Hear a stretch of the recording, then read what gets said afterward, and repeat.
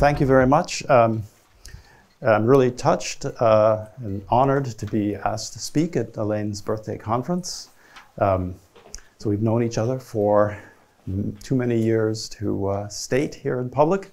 It's been a long time, and pretty much like everyone else who's spoken here, I owe a great debt to Elaine for inspiration mathematically, personally, and of course for her continual support in many directions over those years. So I did have a problem with this talk in that I thought, well, it's kind of what I'm working on these days, but I don't know how much it has to do with what Elaine is doing, but nonetheless, Dustin pointed out to me a paper which Bruno pointed out to me not that long ago, so I should have remembered it. It's he wrote it with Bruno and with Eckhart on coverings with odd ramifications and Stiefel-Whitney classes, which is very quadratic in nature. So the influence, that was in '93, so it took some time to get to me, but eventually it arrived. Okay, so. We wrote another quadratic paper together. Yes. But you were involved. Yes, that's the other one. That's the one I was involved in. But that was, yeah, that's another story. So, yeah, DT-invariants. So let me start out with the classical story.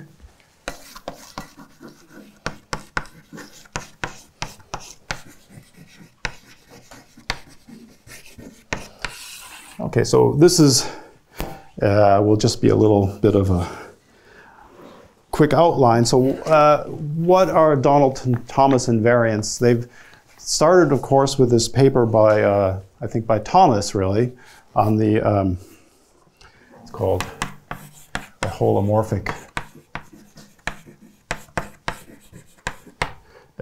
what's it, holomorphic Casson invariant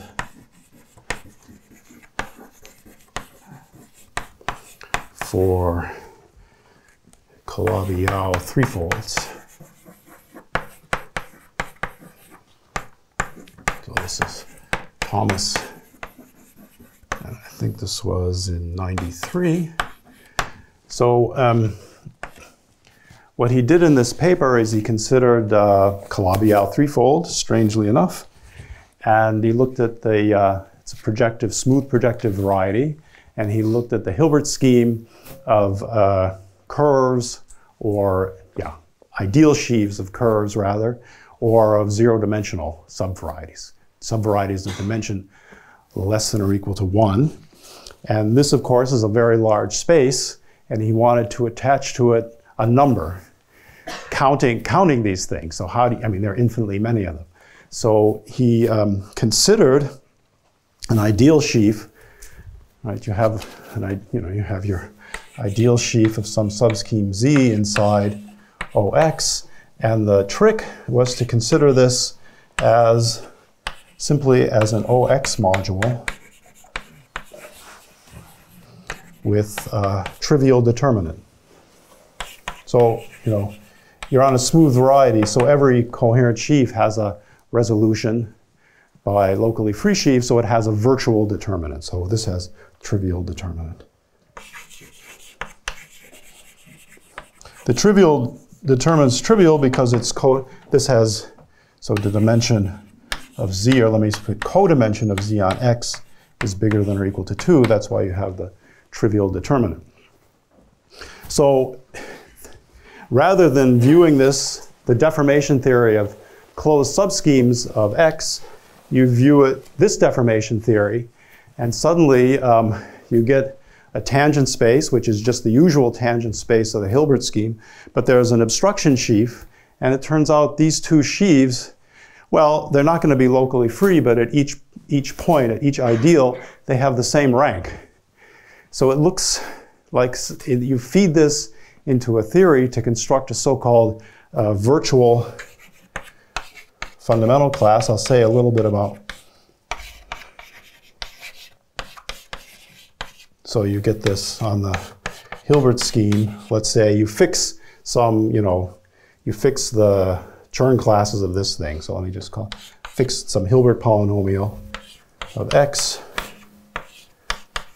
this thing here will actually live in the Chow group of 0 cycles on the Hilbert scheme.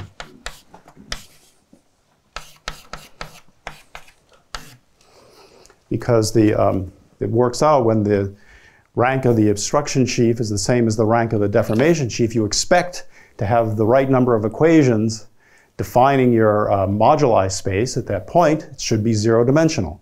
It's not, but okay, who cares? It's only virtually 0-dimensional, and you get this thing. And then you can take its degree, and you get this DT invariant associated with this Hilbert polynomial in Z. So that's the idea. Now, P is some Hilbert polynomial. You have your Z in its ideal sheaf. You're in a projective space, so it has Hilbert scheme is divided up into components by the Hilbert polynomials of the modules of the sheaves, right? So I'm going to make it even simpler. We're going to worry about the case of dimension of Z equals 0. Okay, so there you can see obviously you have the Hilbert scheme of dimension 0. In this case, the Hilbert polynomial is just the length, the dimension over the base field of your structure sheaf of your scheme. So that, and length equals n. So let's call that Hilb n of x. Forget the 0. And then this degree, you have this degree of this Hilb n of x ver. And that's this, let's just call that the nth Donaldson-Thomas invariant of x. A series of integers which are somehow counting these things. It's a little difficult to say exactly how they're counting them. Okay. Let's see. So I guess that's what I want to say. So these things, I'll say a little bit more about this process here of getting these virtual classes, but take it as just the machinery that Thomas constructed. I mean, the machinery of constructing the classes from this data of this obstruction theory was already due to Chen Ruan, and then Behrend-Fantechi gave a much more elegant sort of stack theoretic version of it. So it's a very well-oiled machine up to now. Okay, so when you have a series of integer invariants, the first thing you do is you take the, put a Q here, take the generating function,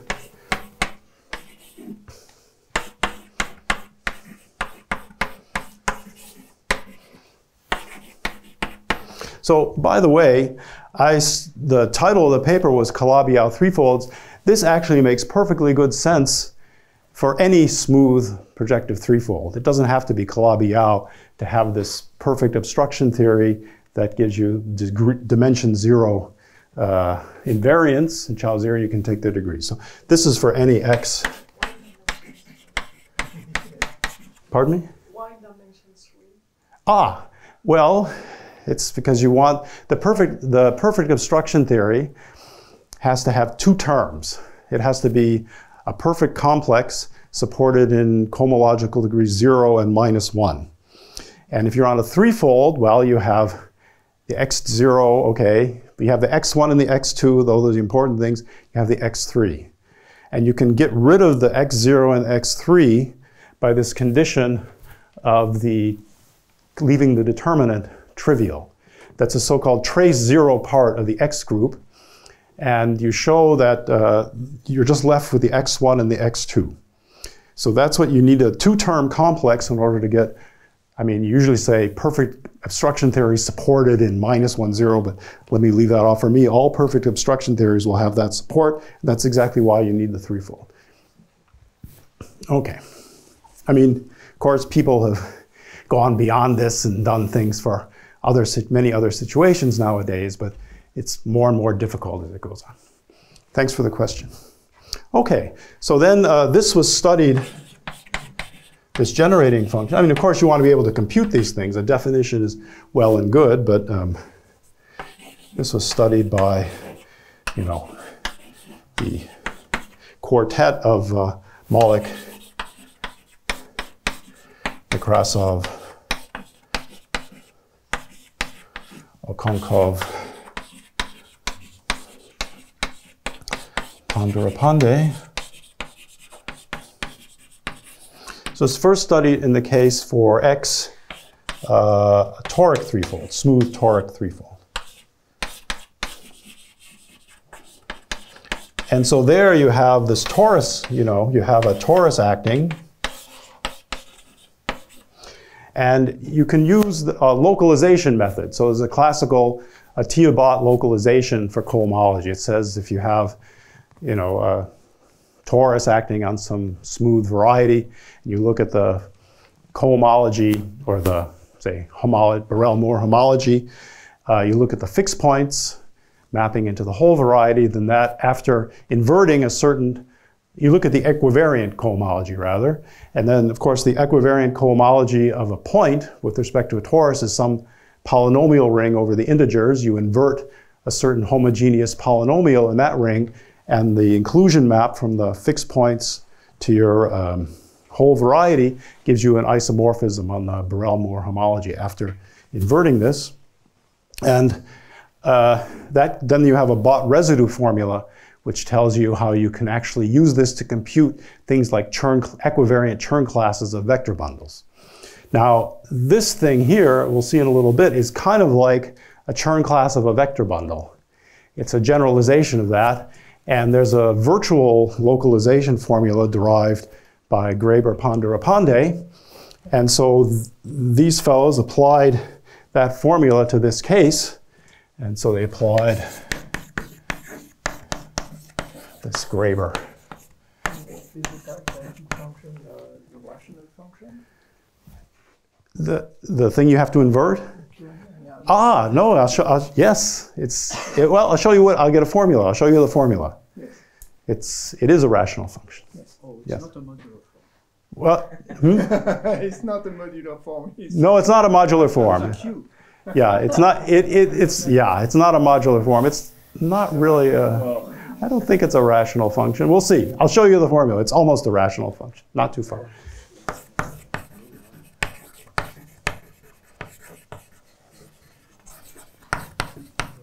So virtual localization. And they got the following formula in this case, that this generating function is this McMahon function raised to the degree of it's the obvious formula, the third Chern class of the tangent bundle tensor the canonical bundle. And what's this McMahon function? Here's the thing which is not quite a rational function. This is the thing that counts two-dimensional partitions. It's another generating function. So this is this is plus. Probably 3 dimensions. Well, it depends how you count them. If you okay, I'm not going to argue. I'm happy with 3 dimensions. If you view them as a bunch of stacked up cubes, it's 3-dimensional. And if you view them as an array of integers, it's a 2-dimensional array. So it's 2.5 dimensional. I'll split the difference with you. Right, these count things like lambda, collection lambda ij, where this is bigger than or equal to lambda I plus 1j. It's bigger than or equal to lambda ij plus 1. These are integers, finite sets of integers. Okay, that's the generating function, and that's the formula. And that works for this case when you have a torus action. And this was then generalized to arbitrary smooth threefold X by Jun Lee. He used a complex cobordism, and then with Pandarapande, we generalized this using algebraic cobordism. Slightly, somewhat different proof. And there are probably others, I think, who did this. Okay, so that's the formula. maybe I should make one comment about this formula before I continue. Right. So remember I said there's an obstruction sheaf, which is like at an ideal I is the x2 trace 0 part x2 of I against I. And it's a sheaf, it's not a bundle, but if your Hilb n is smooth and reduced, really smooth, then this, let me just say it, this I goes to x to 0, that's the traceless part of I is locally free. And this is the case. This is almost never the case, so but this is true for n equals 1 and 2. And in that case, in this case for n equals 1, well, then this obstruction bundle, let me just call it obs1, is just equal to, it's the dual of this thing here,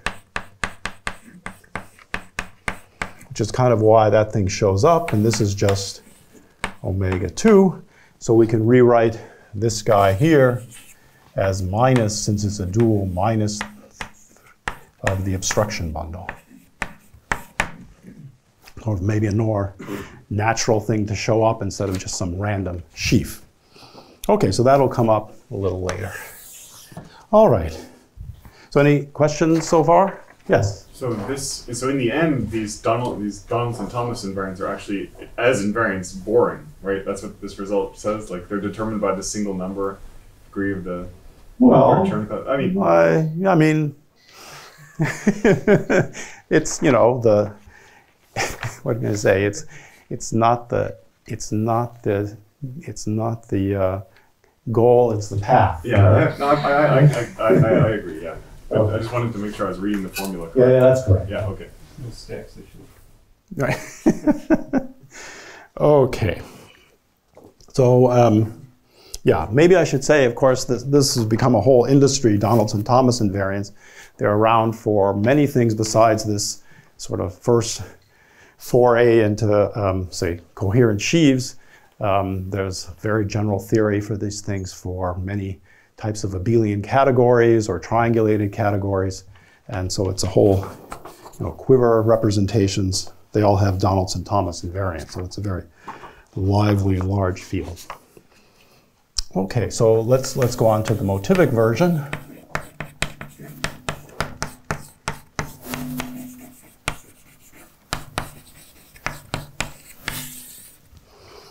All right, so yes? Can you say again what is this M of Q? This is a product of 1 minus Q to the power n and the whole stuff to the power minus n, and what is it? Yeah. Yeah, and then you take the product over all n. But, okay, it's a formula, but... Yeah, so if you write this out, in other words, if you write out M of Q as 1 plus the summation Pn Q to the n.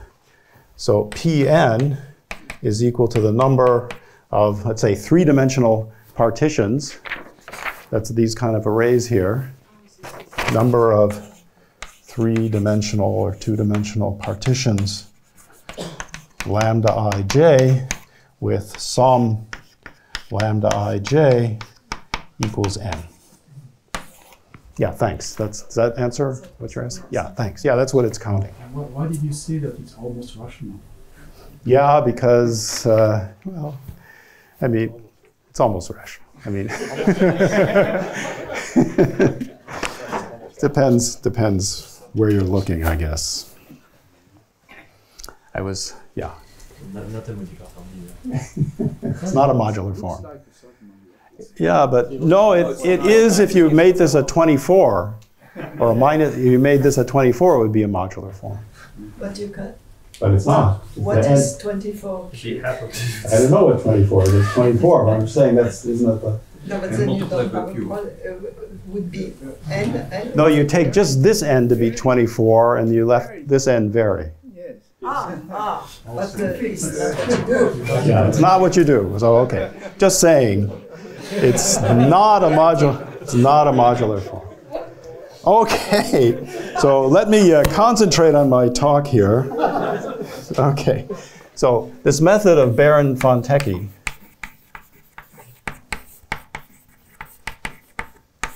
So it starts out with one of these two-term complexes. I'll simplify things. Let's say we're on a quasi-projective scheme. I mean, there are a lot of interesting cases where it's on a nice Artin stack, and you only have things which are these two-term perfect complexes sort of locally, but on a quasi-projective scheme, it's actually represented by an actual two-term complex of locally free sheaves mapping to the cotangent complex. Let's work over our field K for simplicity.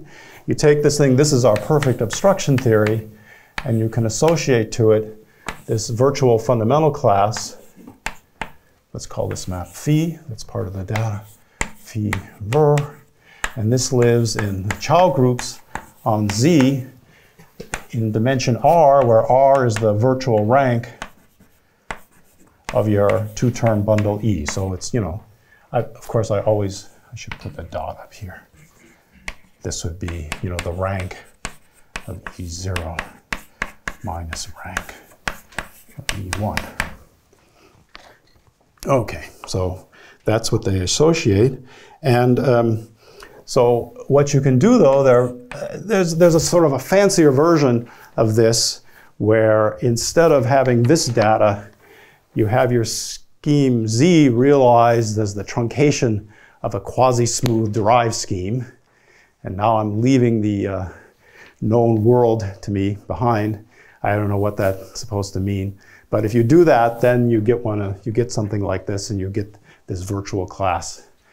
So, but I'm not going to work in that nicely elegant setting. I'll stick to coordinates here.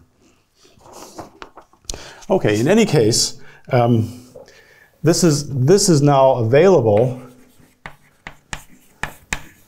where you can replace these Chow groups. So the Chow groups here, you realize this as, get slightly motivic, you take this spectrum HZ, which represents motivic cohomology. It's okay, we'll say more about where it lives. And this turns out to be, let me put an R here, this turns out to be HZ, let me put a Z, I'll do it this way, Borel-Moore HZ for Z twisted by, well, a trivial sheaf on Z of rank R. So you can write things that way. It doesn't mean anything to you, don't worry. It's not supposed to. So there's this HZ has this property that it's so-called oriented.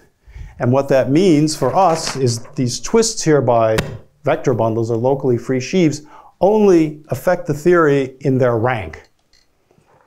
So if you have another element even in K theory, so even a perfect complex, you can look at that twist. And if your E has virtual rank R, you get the same gadget. Okay, so that's a property of this thing being HZ is oriented. So other oriented theories include this object KGL that represents algebraic K theory. That's another oriented gadget. Okay, so you get this, but now it's available for arbitrary.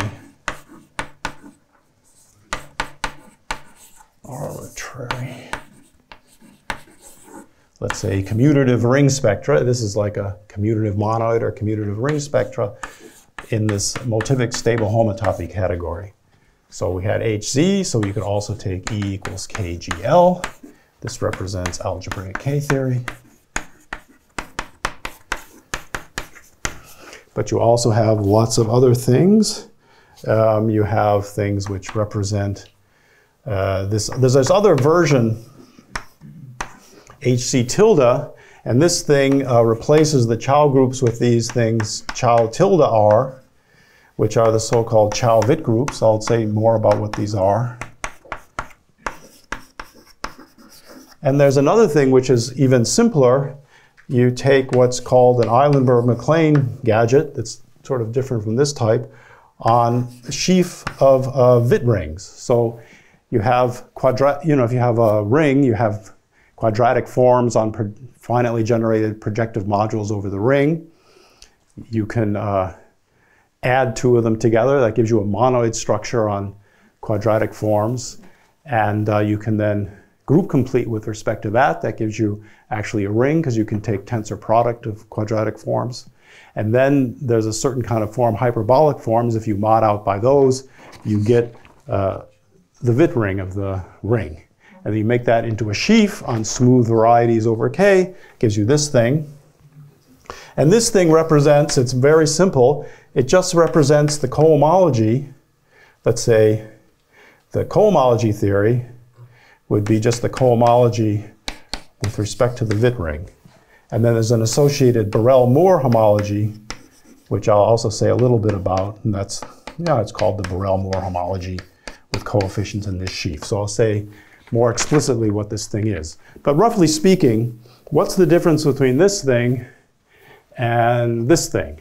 So this thing, you know, is represented by algebraic cycles, which is just a typical element in here is represented by a sum of subvarieties of dimension r with integer coefficients. And a typical thing in here is represented by a sum of algebraic varieties of dimension r. We're now sort of run out of room here, but the QIs are now quadratic forms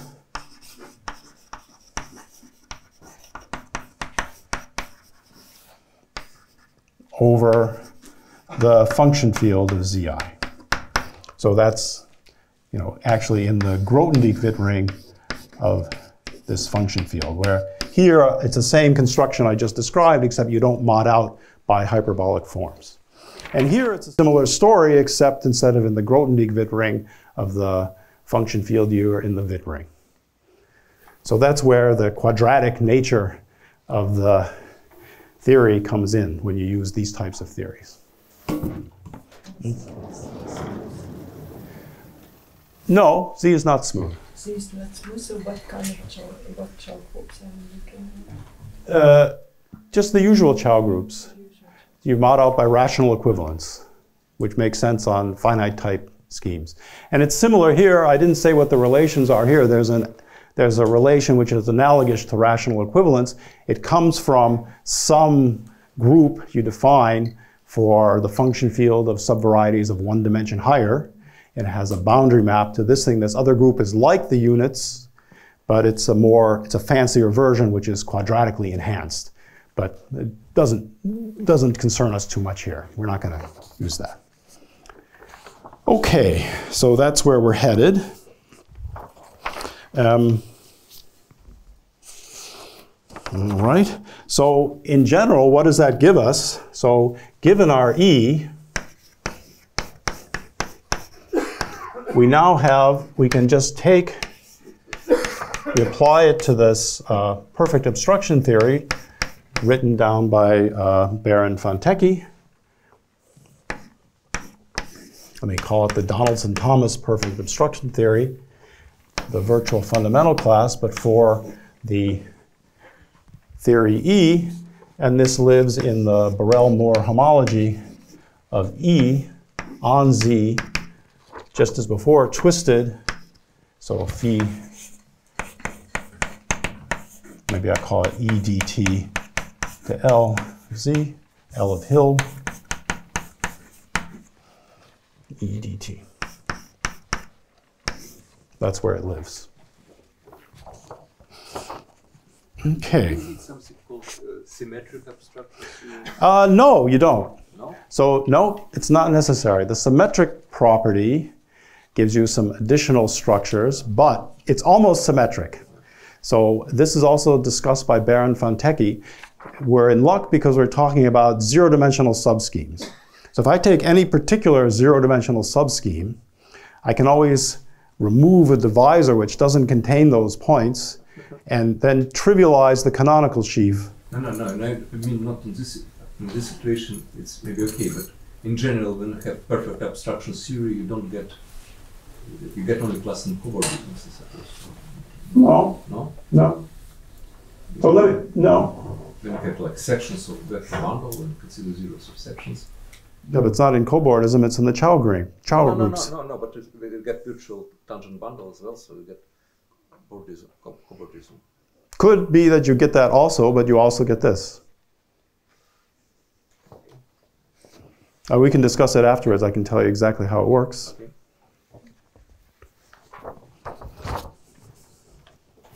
Yeah, no, it's really true. Honest. Okay. I wouldn't lie to you in this conference. No lies here. Okay. Let's see, I was going to say something about six-functor formalism. So I need to do that. In fact, here, when you were removing a divisor and trivializing... Yeah, I got interrupted. So, yes, so you're going to say, Len? But then it doesn't trivialize if you have a singularity at the zero-dimensional subscheme. If the zero-dimensional subscheme you are considering is a singularity of your scheme and you remove a divisor, it doesn't trivialize. No, X for me is always a smooth projective threefold. The Hilb may have horrible singularities. Okay. That's where all the singularities live, in the Hilb. But the X, the ambient variety, maybe that's what you were talking about. The ambient variety X that I'm talking about is always a smooth projective threefold. No. I mean this virtual fundamental plus I defined. You have arbitrary smooth variety, arbitrary vector bundle, consider arbitrary section, get zero locus. Yeah. And then the zero locus has a virtual fundamental class which is in bordisms. Could be, but it also has a virtual fundamental class in this guy. In this big generality, yeah? Yes. Yeah, I'll explain it to you. It works. Let's see. Did I really? So I wanted to define what this thing was, but I think it doesn't really matter. I mean, so this gadget can be, let me just say it, can be defined. It wouldn't really add too much to the story if I tell you, but it can be defined using which you've already seen, six-functor formalism.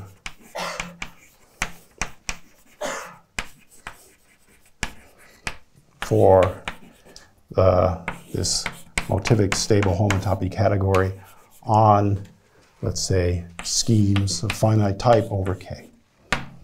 So if you're happy with that, then fine. And if not, I mean, take it as a black box. It's something, and I've told you what it is for this Motivic cohomology spectrum, and you're just going to have to be happy with that, I think. Okay? So one nice thing about this six-functor formalism is, so one point, which so if we have f from y to x proper, say over K, these are not arbitrary varieties, then we have a push-forward map, f lower star, from this Borel-Moore homology on Y with coefficients in f star of some, V, mapping to the Borel-Moore homology on X with coefficients in V. And again, if you think of it for the Chow groups, it's just the usual push forward for the Chow groups for a proper map. Okay, so and there's a way to write this down using the six-functor formalism, but since I didn't tell you about that, let's ignore it. And this says, for example, this if your E, in our case, our E dt has rank 0, and so that says for E equals this Motivic cohomology, or thing representing K theory, various other things that are oriented. For oriented things, remember we had our virtual fundamental class, Hilb n x ddt for E living in EBM on Hilbert of X twisted by E. Okay, but we'd like to take a push forward to get a degree. We'd like to go back to the EBN of spec K with no twist. This is our coefficient ring. In the case where it's representing the Chow groups, this, for example, would be equal to the Chow 0 of spec K, which is Z, or equal to the K theory in degree 0, K, which is also Z, etc. We get some reasonable ring where our invariants will be living, but this may not be the, if it's a non-trivial bundle, it's not the pullback of anything here. But it's oriented. So what's the property of being oriented? The E doesn't matter. I can replace it. I can just replace it with a trivial bundle. Well, of rank 0. I mean, I know it's rank 0. So certainly, the trivial bundle of rank 0 is the pullback of a trivial bundle of rank 0 here. So let me just say of rank 0, K to the 0. And that the 0 here is the dimension here. So this would be your Z in this case, or it would be K naught in that case. Okay, so that's how you'd like to get numerical invariance out of this thing. But we're interested in other more complicated cases like these Chow-Witt groups or these gadgets, these. Oh, not gonna work, yes. Oh, nice. These other things that involve quadratic forms. So what about the case, what happens in the case of HZ tilde? This represents these Chow-Witt groups. Twisted, but there's a twist here. So let's put a twist E here. Well, let me just put the HZ tilde. That's the general story. Okay. So these are not oriented, but these are what are called SL oriented. So what that means is, in addition to the rank, these groups are also controlled by the virtual determinant of the bundle. So the SL orientation says that this thing is canonically isomorphic to this thing. So if this has rank R and determinant L,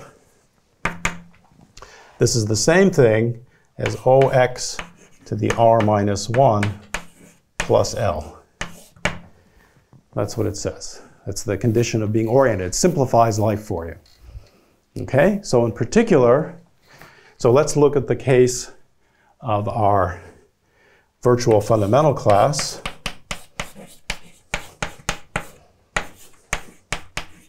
Let me omit the fees. So for this HZ tilde.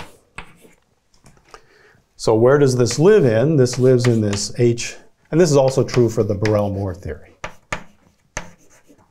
It's an HZ tilde Borel-Moore on Hilbert and twisted by E. Okay, now let's suppose we have a so-called orientation.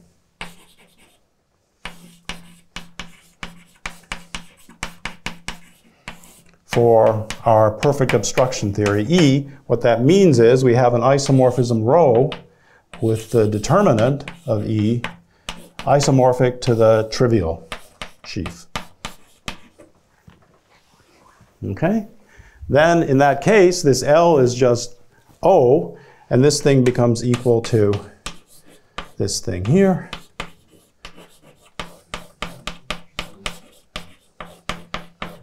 Some people here who also call orientations, I think it's different. It's not a bit different. It turns out to be the same thing. Yeah, it really is the same thing. Yeah, so what's an orientation for you? Okay. Well, when you remember, let me know. It was some square root of something. Yeah, no, it's a square. Yeah, you'll see the square root's going to come up. The square root will come up. Right. So maybe I should, yeah. Okay, you're right. I'll change it. Thank you. M tensor 2. Okay. Now you're happy. Now you're happy. Thanks for reminding me. So what does this become? Remember, this thing had virtual rank 0. So this becomes M tensor 2 minus O. Okay, a second property of this thing, this is also isomorphic to the other property of SL orientation is it doesn't care about squares. So same. Yes. I'm just making this up as I stand here. Okay. Okay, it's true though, really. Like everything else, I'm saying no lies. So this is the same thing as this. Thanks for that comment. It was very important.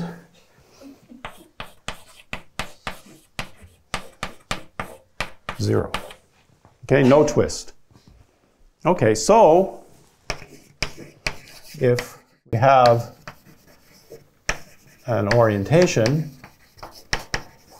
now I'll get it right, from the determinant of E to some M tensor 2, then it's still different. We have just even in odd root. Yeah, okay. I don't know how to deal with that. Okay. Nobody's perfect. Okay. So then we have our virtual class lives in here.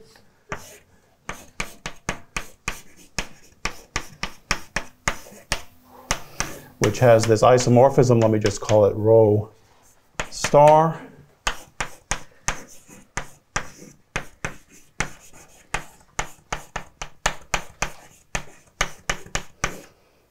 No twist.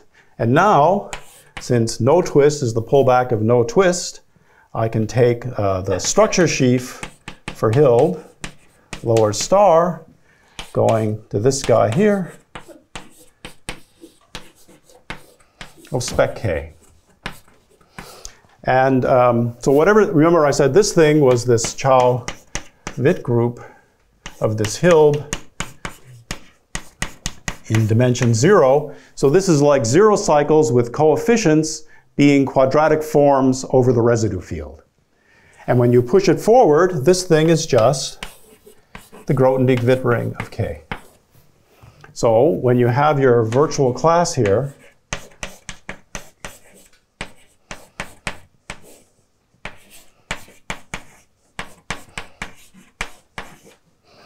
it gives you, let's say, a quadratic DT invariant. Mark, could I? Yeah. Just to make, would I be totally off base to think of Grothendieck-Witt as some algebraic analog of like topological KO? Yes. This story as an analog of KO being spin oriented? Yes, exactly. Exactly. Okay. I think that's pretty close, yes. Okay. That's very close, yeah. Thanks.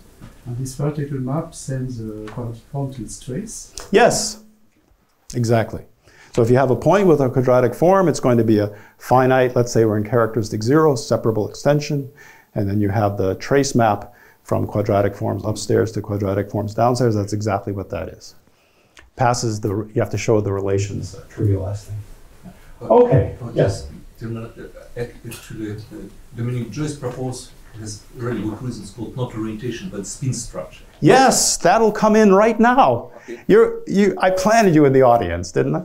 Sure. I planted you in the audience to ask all these questions. Okay. You're asking just the right questions. That's perfect. Okay. Wonderful. Okay, so spin structures. This is a like. Thanks. That's perfect. Okay, so where do the spin structures come in? Well, I mean, no one says we have an orientation. Where does the orientation come from? Where does it come from? You just told me. Yes, that's right. So to get an orientation,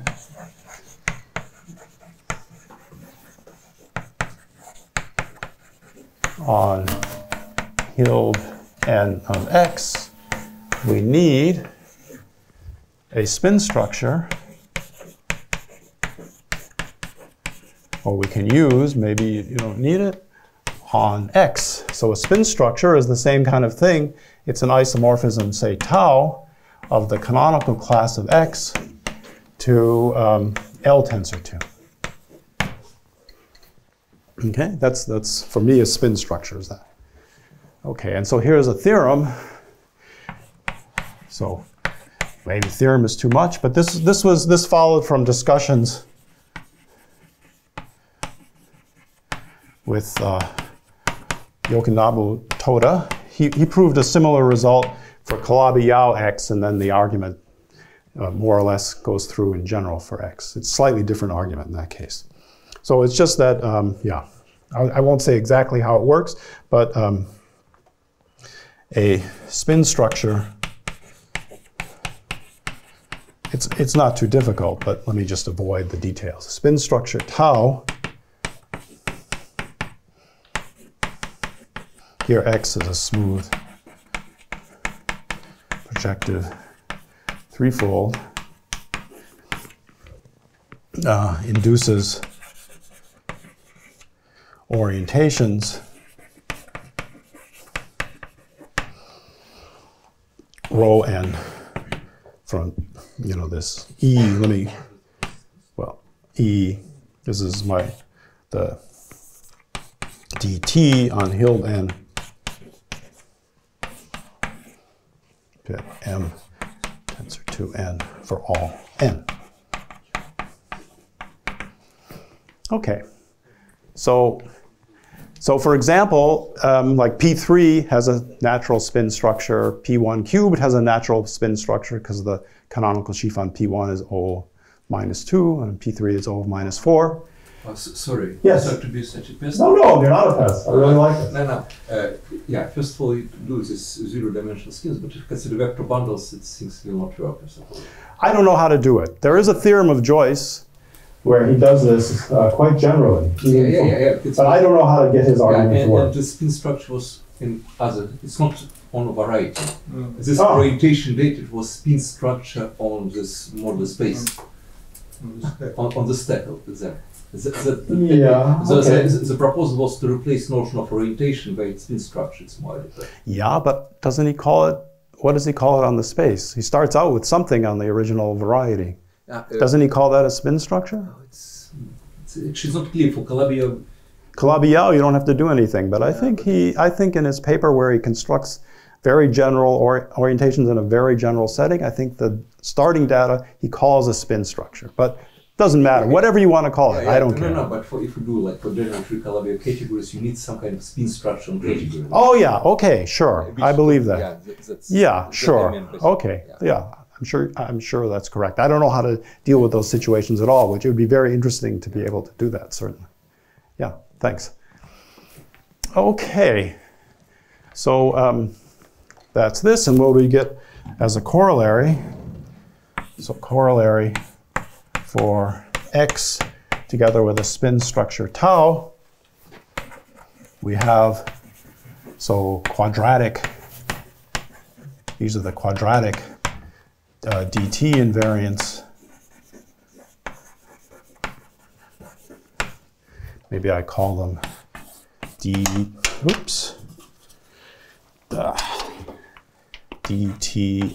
of X. The tau depends on the tau, and maybe I'll put a GW here for fun. And this lives in GW of K. Okay, so those are the quadratic versions. Maybe I mentioned this other theory somewhere, this EM of W. This works just as well. It's exactly the same thing, except the DT invariants, you have this quotient map here to the Witt ring of K, and these things just go under that map to the DT invariants for this theory, the cohomology of the sheaf of Witt rings. And this theory, I really like this theory because it's very concrete. I mean, it's just cohomology of some sheaf, and so it's very easy to deal with. And in other respects, let's see, oh, I still have a few minutes. In other respects, this is really the analog for, say, real points. So now we get into the theory of real points. This is the analog for the real points of X that the Chow ring is for the complex points. So if you, if you take motives, usual Voevodsky motives, over R, and you say, oh, I'd like to send a variety to its real points, you get at best Z mod 2 invariants left. But if you work in the Motivic stable homotopy category over R, the Witt sheaf cohomology, that's something living there, realizes to the integral cohomology, let's say possibly with 2 inverted, of the real points. So this is a way of getting at the cohomology or other cohomological invariants of the real points of the variety, which essentially die when you're just talking about oriented theories like K-theory or Motivic cohomology.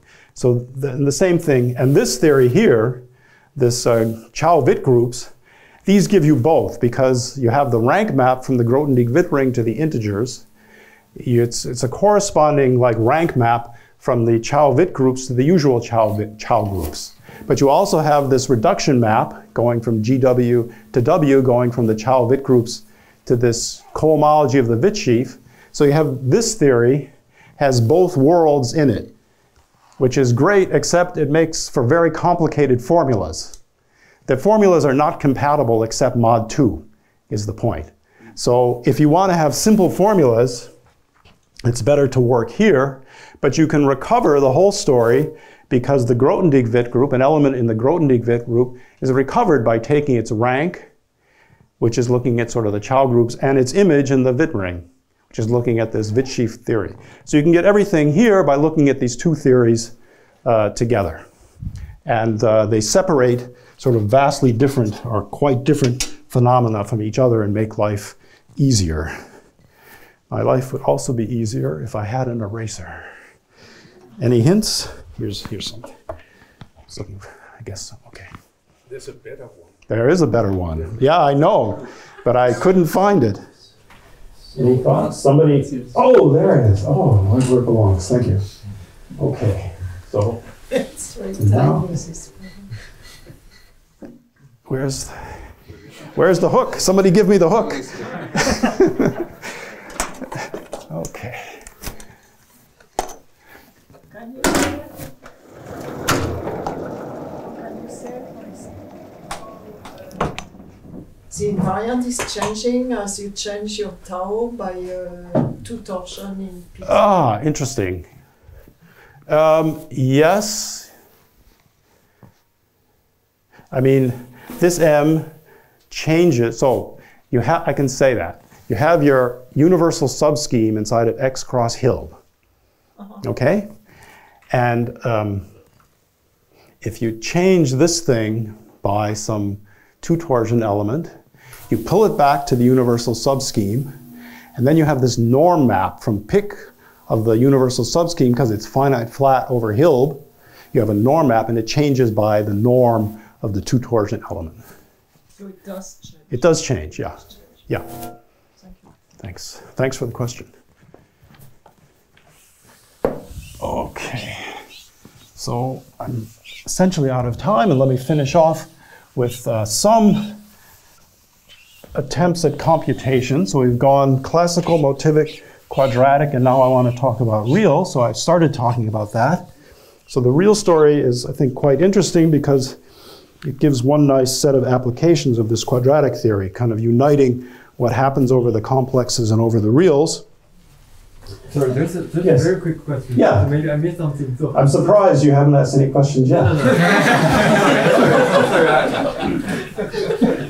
I want to just add something very nice. Yeah, sure. So I mean, your quadratic theory, you don't have any issue in characters 2 or something like that. Yes and no.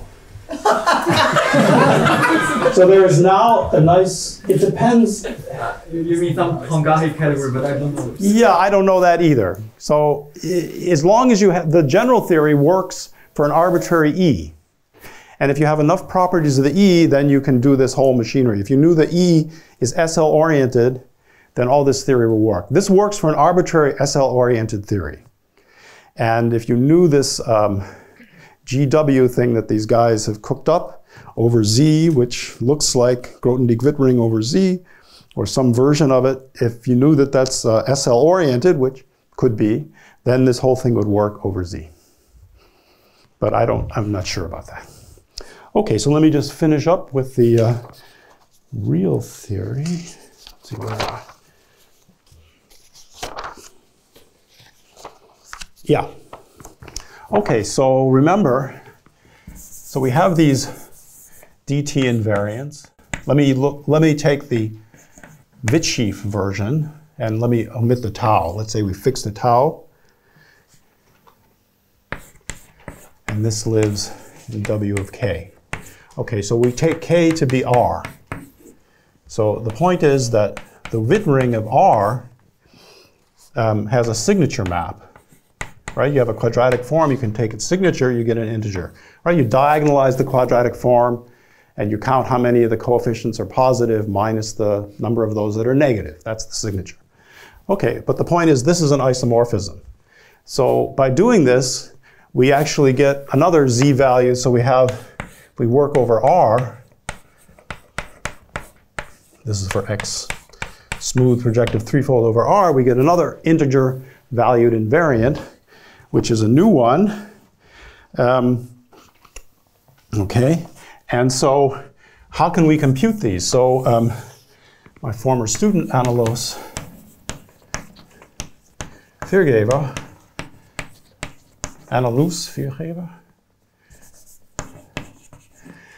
made computations,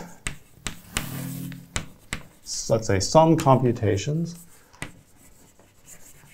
following the path of M and OP with a big difference. So remember, she did this for P3 and for P1 cubed. Remember, these are the two very simplest toric examples of spin threefolds.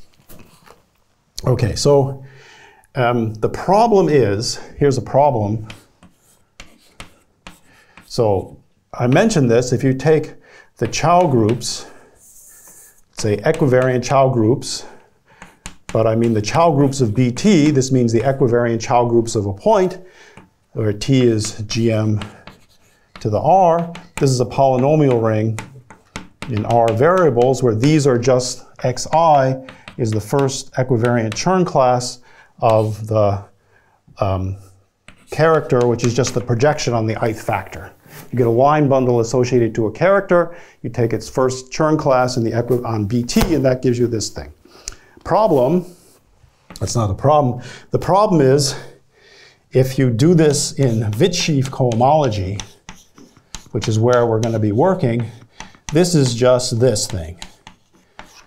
In other words,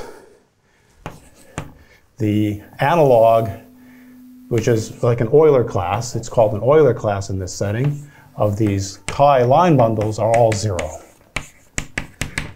So if you want to invert something, which is a homogeneous polynomial of positive degree in these things, well, go ahead. You'll get the theorem that 0 equals 0, which is not too useful. Okay, so a solution is you replace, let's say, GM with the normalizer of the torus inside of SL2. This GM is just, the diagonal torus, and this N is this GM together with an extra matrix that's, that generates the Weil group. And this one has, you have E will be now, this has this representation, rank 2 representation inside of GL2. You take the Euler class of this representation, call it rho 1 or chi 1. This generates the Witt-sheaf cohomology of Bn. Well, there's an extra element which dies when I invert this thing. This is just W of k adjoin E 1 over E. And then the whole Graeber-Ponde-Rapande virtual localization works, replacing, a torus T with N. Let me just say it that way. And using that, she's able to make some low-degree calculations. So let me just say, she makes low-degree calculations and gets the following. This is, so, theorem Viergever, that when you take the generating function, let me call it ZW of xq, right? This would be the 1 plus DTN W of x, so q to the n. Then z, so of P3, let me say, I'll write this. It's m of minus q squared to the minus the signature of the Euler class of the second obstruction. And the same thing for ZW P1 cubed, but don't get, this is only in, this is equivalent means in low degree. She's computed the first few terms here. Let me just make one last addendum because I'm out of time. Note all the, so the DTN, the W thing for P3 or P1 cubed are all 0 for all odd n. So that's why you have to go to the obstruction bundle on the Hilbert 2, which is a smooth variety, in order to get something interesting here. That's the sort of first term here. And for P3, it's a little harder. You get like the first 3 non-zero terms here. And for this one, she's basically, you can crank them out by a computer program, and the one so far, it's got like 5 or 6 of them, and they all agree. So that's the story. So I went a little over, I apologize. Thanks for listening.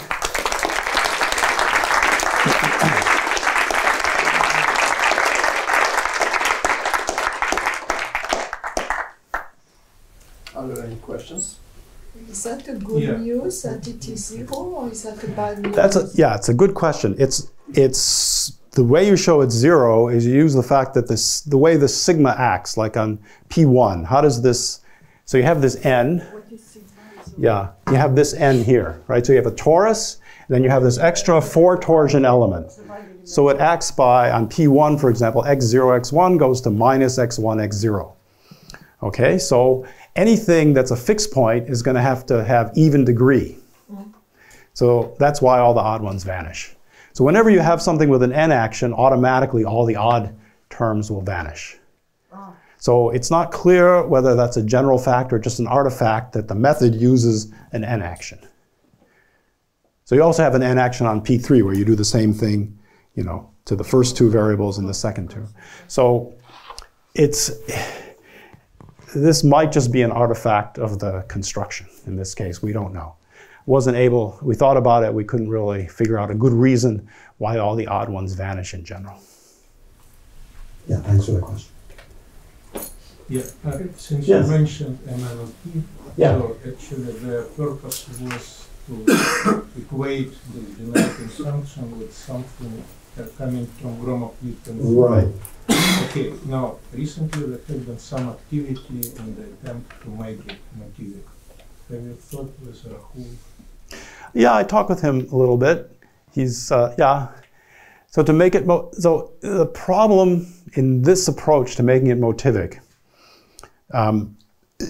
so I phrased this all in terms of perfect obstruction theory on schemes. So now there's a nice theory which makes this all work perfectly well on reasonable stacks. There's some condition on the stack, but any DM stack is fine. Even an Arden stack is fine. Even an Arden stack is fine with some conditions. But the problem is not in the virtual fundamental class, but in the degree map.